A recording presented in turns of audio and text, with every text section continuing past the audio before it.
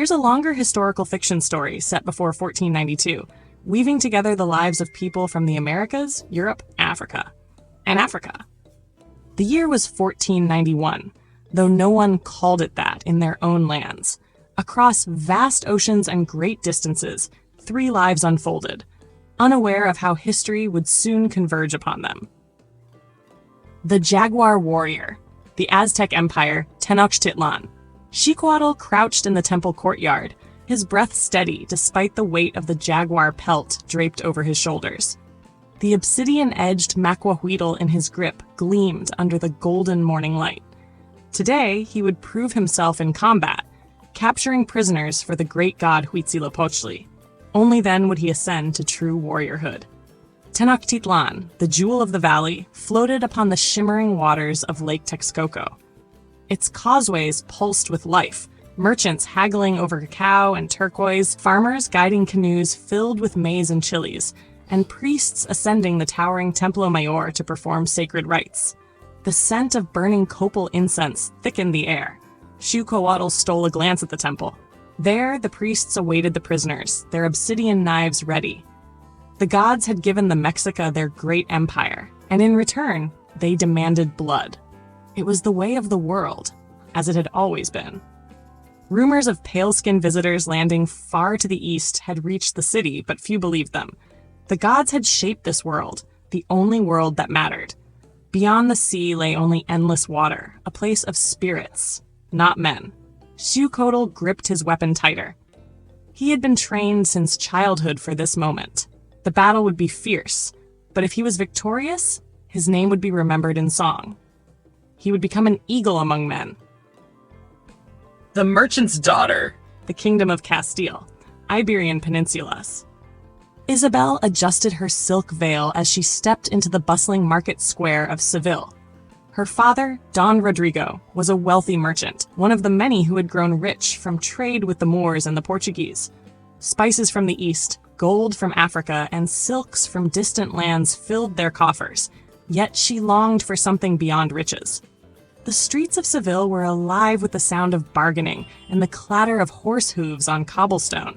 Merchants shouted prices, sailors boasted of their latest voyages, and soldiers in gleaming armor spoke of war. Granada, the last Muslim stronghold in Spain, was on the verge of falling. Soon, Queen Isabella and King Ferdinand would complete the Reconquista, uniting all of Spain under Christian rule. Yet, amidst the war and trade, something else stirred. She had overheard her father speaking of a Genoese navigator, Cristobal Colon, who claimed he could reach the Indies by sailing west. The Portuguese had gone south around Africa. But Colon, he spoke of lands beyond the horizon, of a world unknown. Isabel's heart quickened at the thought. What if he was right? What if there was a world beyond the edge of the map? Her father dismissed such ideas as folly. The world is as we know it, he had said. A man who sails west will only meet endless ocean. The church teaches this, and the church is never wrong. Yet, as she looked out over the Guadalquivir River, where ships bobbed in the harbor, she wondered. The world was vast. Was it truly so small as men claimed?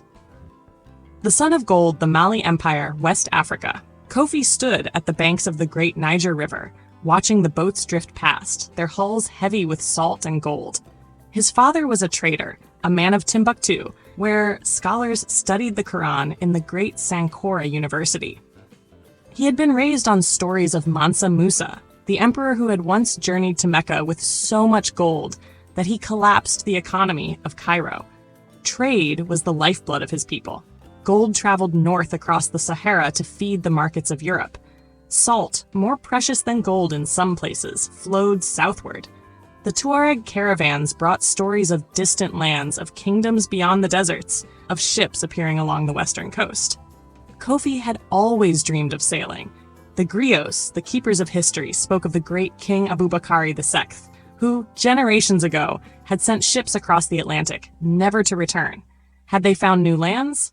Were there people beyond the horizon, untouched by the hands of Africa, Europe, or the East? He asked his father once, could there be land beyond the sea? His father had laughed.